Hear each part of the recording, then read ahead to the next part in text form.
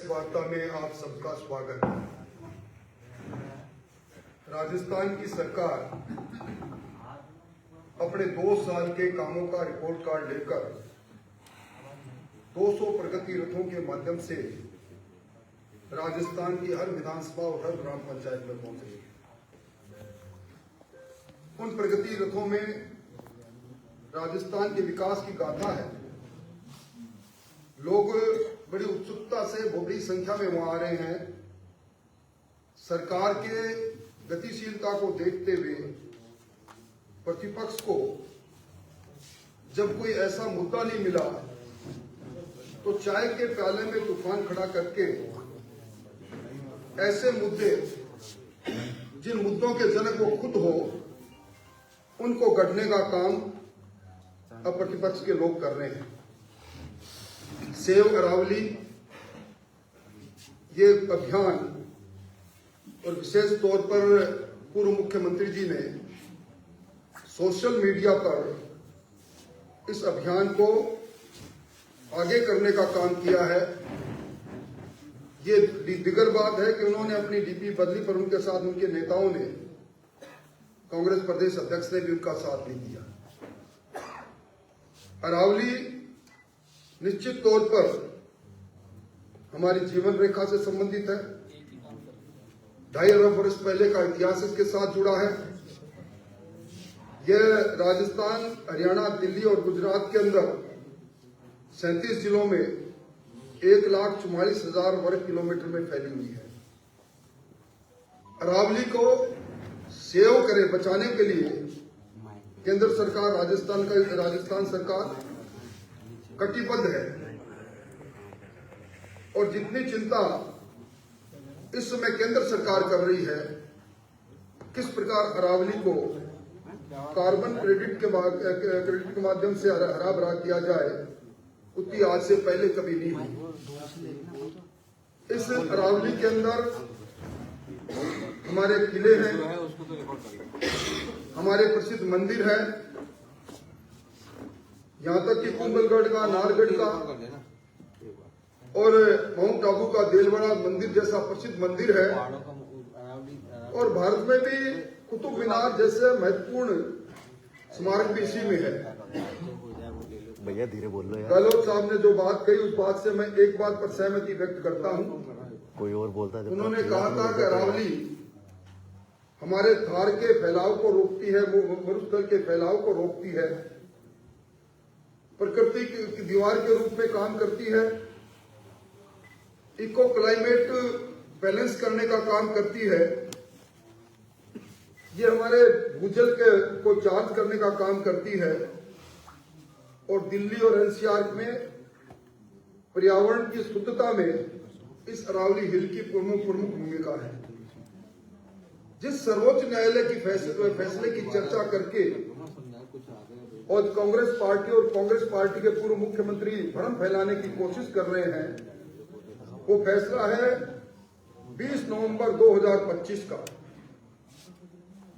माननीय सर्वोच्च न्यायालय में एमसी मेहता बनाम भारत सरकार एक रिट लगी।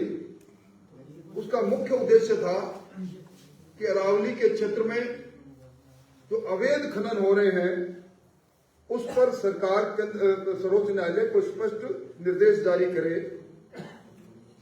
इससे पहले भी एक रिट पिटीशन हुई थी सर्वोच्च न्यायालय में, टीएन गोदावर्धन बनाम भारत संघ। इसमें भी 9 मई 2024 को सर्वोच्च न्यायालय ने 4 राज्यों को कहा था कि राजस्थान, गुजरात, हरियाणा और इसमें केंद्र सरकार को भी कहा था कि अरावली के संबंध में एक समान मापदंड सारी सरकारों को तय करना चाहिए। ये जो 100 मीटर की ऊंचाइयों को लेकर पूर्व मुख्यमंत्री भ्रम फैला रहे हैं, सबसे पहले तो मैं सर्वोच्च न्यायालय का जो फैसला है 20 नवंबर 2025 के, उसके पैरा 34 जो ऑपरेटिंग पैरा है उसका मैं हिंदी वर्जन ही कहूंगा। उसमें लिखा है कि अरावली से जुड़े हुए जिले में कोई ऐसी भू आकृति जो आसपास के भूभाग से कम 100 मीटर की ऊंचाई हो उसे अरावली हिल्स माना जाएगा। इसमें 100 मीटर से ज्यादा ऊंचाई वाली पहाड़ियों को उसमें निचली सीमा जिसको बाउंड्री कंटूर हम कहते हैं उसको भी शामिल किया जा गया है। अब कंटूर किसको कहते हैं? एक पेड़ जिसकी लंबाई 10 फुट हो और पेड़ की जो जड़ें हैं वो नीचे 3 फुट हो, तो वो 3 फुट भी उस पेड़ की ऊंचाई की गणना में शामिल रहेंगे। यानी पहाड़ की तलहटी के अंदर पहाड़ का बेस जो है वो बाउंड्री कंटूर है। तो 100 मीटर की बात को कहकर ये उस सर्वोच्च न्यायालय के फैसले में जो अभिव्यक्त किया गया है उसमें दिग्भ्रमित करने का काम कर रहे हैं। और इसका सबसे बड़ी बात जो मैं आपको कह रहा हूं, ये अरावली में 100 मीटर की परिभाषा किसने परिभाषित की? 2002 में राजस्थान ने अशोक गहलोत जी ने रिचर्ड मर्फी 1968 के लैंड फॉर्म क्लासिफिकेशन को वैधानिक स्वीकृति दी कि हम इसको मानेंगे। और उसमें इन्होंने 1.5 दशक पहले जो एफिडेविट दिया सर्वोच्च न्यायालय में, उस समय भी एक प्रकरण चला था। इन्होंने उस वक्त कहा, गहलोत साहब की सरकार ने कहा कि 100 मीटर से ऊंची पहाड़ियों को अरावली माना जाए और यह शपथ पत्र भी दाखिल किया। उसी शपथ पत्र के आधार पर 1008 माइंस अलग अलग कालखंड में, जिसमें 700 से ज्यादा खनन पट्टे गहलोत साहब ने अपने शासन में जारी किए। अब उल्टे बात बरेली को नहीं तो क्या, जिस आधार पर सर्वोच्च न्यायालय ने जिसको आधार माना है अपने फैसले में इंगित किया है, उस 1968 के रिचर्ड मर्फी के लैंड फॉर्म क्लासिफिकेशन को गहलोत साहब ने अपने दस्तावेज के साथ, एफिडेविट के साथ सर्वोच्च न्यायालय में पेश किया। और यही नहीं, 19 अगस्त 2003 को गहलोत साहब ने सारे जिलों के अंदर, 17 जिलों के अंदर ये निर्देश दिए कि 100 मीटर अरावली की ऊंचाई मांगते हुए खनन पट्टे कहां जारी किए जा सकते हैं, खनन विभाग इसका सर्वे करे। आज अपने ही किए गए कर्म को वो ढकने के लिए, अगर उनको चिंता है, जैसा मैंने पहले कहा कि सर्वोच्च न्यायालय के फैसले के आधार पर केंद्र सरकार ने और केंद्रीय पर्यावरण मंत्री जी भूपेंद्र यादव जी ने जो कहा, उसके आधार पर अरावली श्रृंखला को कोई भी नुकसान नहीं होगा। गहलोत साहब ने कल बयान दे डाला कि 90% अरावली समाप्त हो जाएगी। अब आप सबको मालूम है कि अरावली के अंदर 25% हिस्सा ऐसा है जो या तो अभ्यारण्य है, या कोई नेशनल राष्ट्रीय अभ्यारण्य है, या फॉरेस्ट है, या प्रोटेक्टेड फॉरेस्ट है। ये 4 श्रेणियां ऐसी है जिसमें किसी भी आधार पर खनन पट्टा जारी किया ही नहीं जा सकता। कड़े नियम बने हुए हैं। और जब केंद्रीय मंत्री ने स्पष्ट कह दिया कि अरावली पर्वतमाला को कोई आंच नहीं आएगी, और यही नहीं, अभी जो मैंने ग्रीन क्रेडिट फंड की बात की, इस ग्रीन वॉल को मजबूत करने के लिए गुरुगांव से 700 एकड़ में काम भी प्रारंभ हो गया। अब सर्वोच्च न्यायालय ने जो कहा वो एक तरह से सजेशन है उनका। उन्होंने कहा कि जब तक Indian council of forest research and education द्वारा अरावली क्षेत्र का डिटेल साइंटिफिक मैपिंग और सस्टेनेबल माइनिंग मैनेजमेंट प्लान तैयार नहीं हो जाता, तब तक कोई खनन पट्टा जारी नहीं किया जाता। कौन सा प्लान तैयार हो गया? गहलोत साहब क्यों चिंता कर रहे हो? क्यों आप अपने अनुयायियों को कह रहे हो कि मौन जुलूस निकाले? आपके पास मुद्दा हो तो 5 साल बनाम 2 साल पर सरकार के विकास के कामों पर बहस की चुनौती को स्वीकार करके खुद आप विधानसभा में आओ। दुर्भाग्य है कि राजस्थान में 3-3 बार मुख्यमंत्री रहने के बाद 3 दिन विधानसभा में नहीं आए, लोकतंत्र का अपमान कर रहे हैं। और ये जो 100 मीटर की परिभाषा है, इसमें मैं एक बात और, सर्वोच्च न्यायालय ने जो अभी कहा है 100 मीटर या उससे ऊंची पहाड़ियों की ढलान की दो पहाड़ियों के बीच में 500 मीटर के क्षेत्र में आने वाली सभी भू आकृतियां खनन पट्टे से पूरी तरह बाहर रहेंगी। यानी अगर दो पहाड़ियां पास पास में है और उनकी दूरी 500 मीटर की है तो उनमें भी दोनों को जोड़कर ये देखा जाएगा कि ये 100 मीटर की ऊंचाई की बात है, इसमें ऊंचे है तो उसको उससे बाहर कर देंगे। अब इन्होंने सेव अरावली सोशल मीडिया में 28 दिसंबर को लगाया और अपनी प्रोफाइल पिक्चर बदली।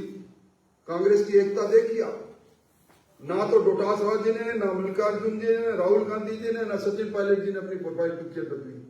यानी इनके साथ इनकी पार्टी नहीं है। और सर्वे ऑफ इंडिया के एक कमेटी के विश्लेषण से स्पष्ट हो गया कि राजस्थान में 1 मीटर के दायरे 100 मीटर की ऊंचाई के मापदंड में 98.9% राजसमंद के अंदर अरावली हिल्स पर खनन पट्टे जारी नहीं किए जा सकते।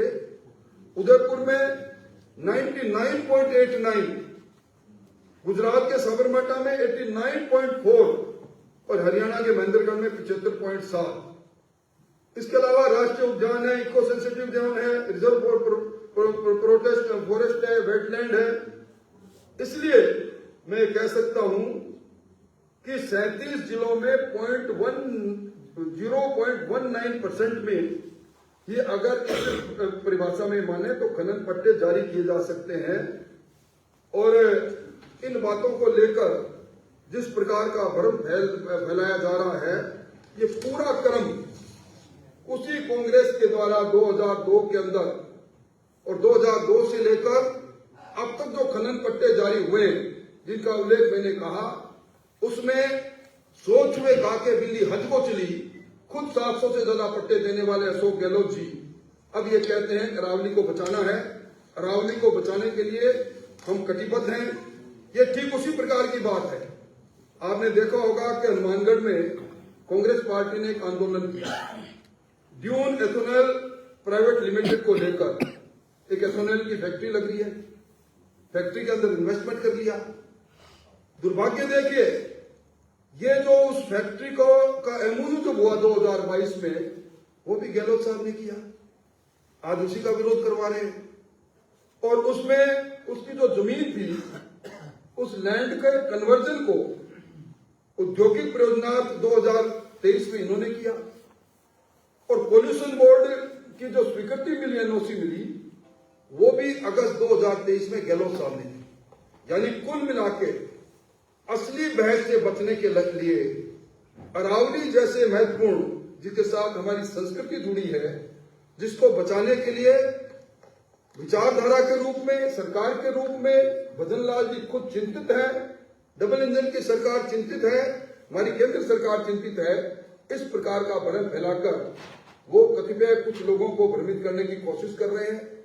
मैं आपके माध्यम से समस्त उन प्रबुद्ध लोगों को निवेदन करना चाहता हूं, सर्वोच्च न्यायालय के फैसले में जो कंटूर की बात कही गई है, उससे ये ऊंचाई 100 मीटर की बजाय कहीं 20 मीटर, कहीं 30 मीटर, कहीं 50 मीटर रहेगी। और इसका अगर इससे चिंता है तो उनको भर्त्सना करनी चाहिए उस कमेटी को, जिस कमेटी की मंजूरी 2002 में गहलोत साहब ने की। पहली बात तो इससे, इस फैसले से अरावली संरक्षित रहेगी।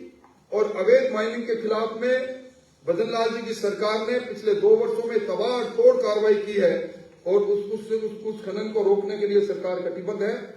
मोटे तौर पर मुझे कुछ इसी एक ऐसे विषय पर जो आज जनचर्चा का विषय बना है और कांग्रेस मौन जुलूस इसलिए निकाल रही है कि अगर वो बहस करे तो उसको बहस में वो अनुपयुक्त हो जाएगी। और मैं चाहूंगा और मांग करूंगा कि इस बात पर भी, जिस प्रकार हम मांग कर रहे हैं कि 2 साल बनाम 5 साल के विकास की बहस 2 दिन की विधानसभा में चले, इस मुद्दे को भी विधानसभा में लेकर जाए ताकि दूध का दूध और पानी का पानी हो जाए। आज छुट्टी के दिन आपको तकलीफ दी, आपको धन्यवाद। और मैं निवेदन करूंगा कुलदीप सिंह धनखड़ से।